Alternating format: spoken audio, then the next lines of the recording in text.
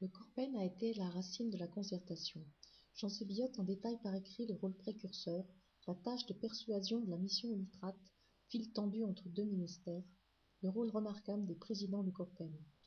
Michel, d'abord indifférent, en est devenu personne qualifiée, préférant sa position de leader de Festinier.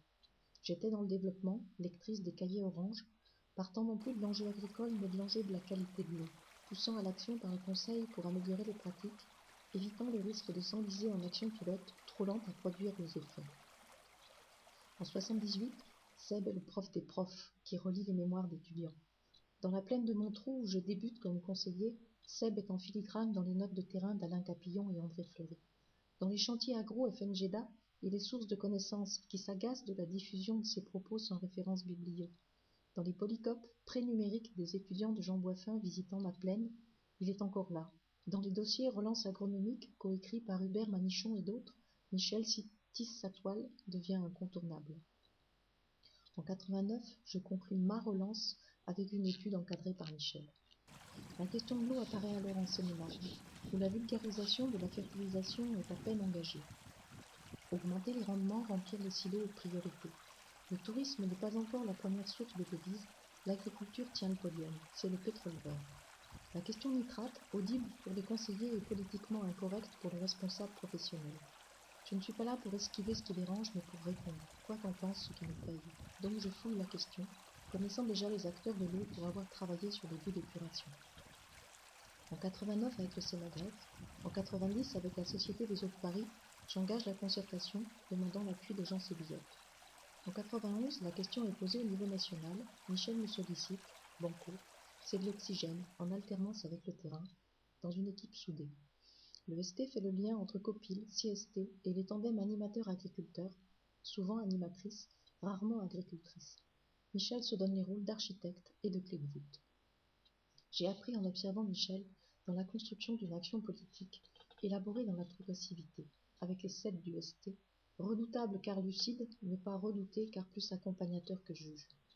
J'ai été plume, recueillant avec gourmandise dans les propos de Michel des idées qui prennent sens avec d'autres acteurs et avec ma créativité. La rémanence des acquis est dans la méthode alliant diffusion de savoir et construction de solutions inédites. Les agriculteurs pionniers y trouvent une capacité à gérer un territoire en coopération. Le COPIL, présidé par Jean Salmon, obtiendra un accord national pour un statut spécifique sur 2 arguments. Une opération groupée, cohérente, gérant des compensations entre parcelles, exploitations, pentes et vallées, est plus efficace que des actions individuelles. Et le label comporte l'exigence d'une évaluation. Mais les agriculteurs leaders se verront regardés de travers par ceux qui envisagent les MAE comme un droit pour tous. Pour ne pas risquer de faire percevoir les zones labellisées comme des lieux de privilège, cette chance ouverte ne sera pas saisie. On m'a envoyé négocier, j'ai pu convaincre de la force du réseau, et j'en reste perplexe. Quel rendez-vous manqué, cette porte ouverte par les agronomes, refermée par l'APCA et les agriculteurs. C'était trop tôt, être proactif était hors norme. Le guide traçant la démarche du terrain aux enjeux politiques paraît en 97, testé avec le réseau et pratiqué sur mon terrain. Un livre co-signé de Michel, quel meilleur contrôle qualité demandé. Après le départ de Maurice Barvezan, directeur de l'ANDAR, l'organisation est politiquement moins portée.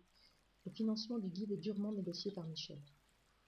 Curieusement, la parution sera un non-événement entre le CST et le COPIL, dommage que le temps de l'appropriation ait été restreint.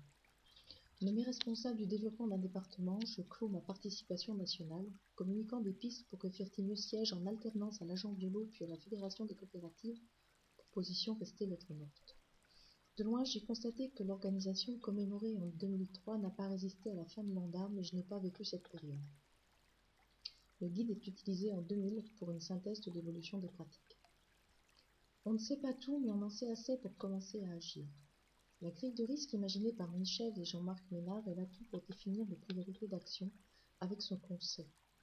Après des années de statistiques pour agir en certitude, c'était neuf.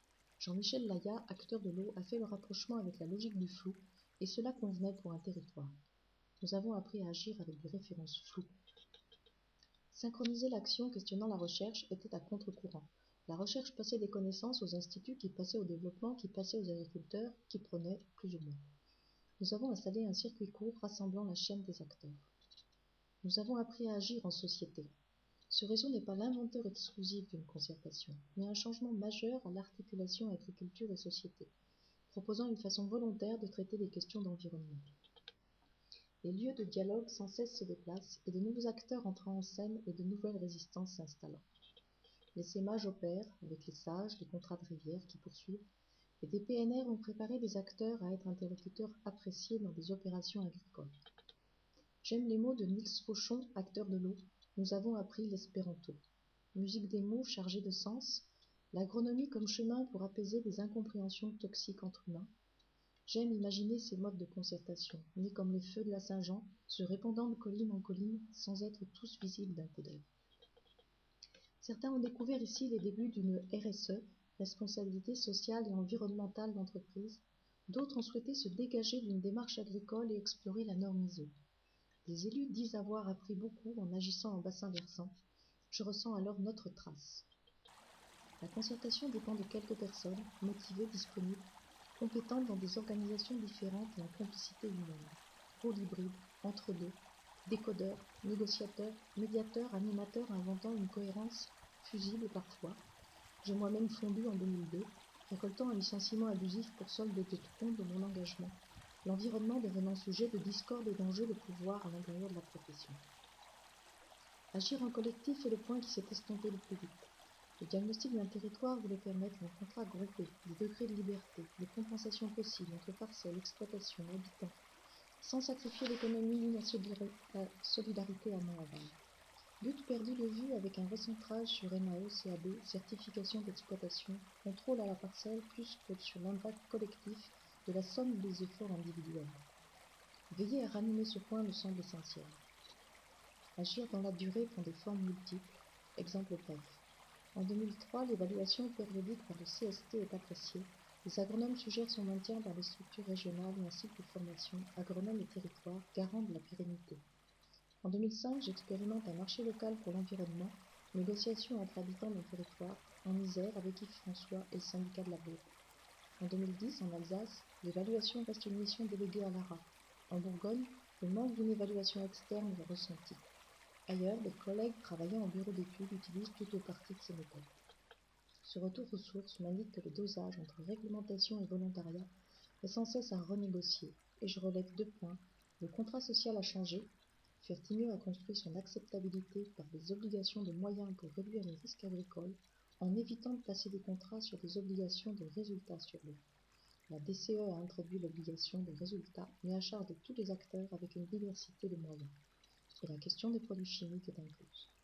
Enfin, les lieux de concertation ne sont plus pilotés par la profession agricole. Être à la source de l'espéranto avec Michel est une chance. Jean Sébillotte écrit que seul Michel était capable, à ce moment, de mener cette aventure-là, et pendant plus de 10 ans, avec le tempérament qu'on le connaît. Ses paroles brillent sur l'eau, de la source à l'océan. Il reste beaucoup à faire. Michel, merci.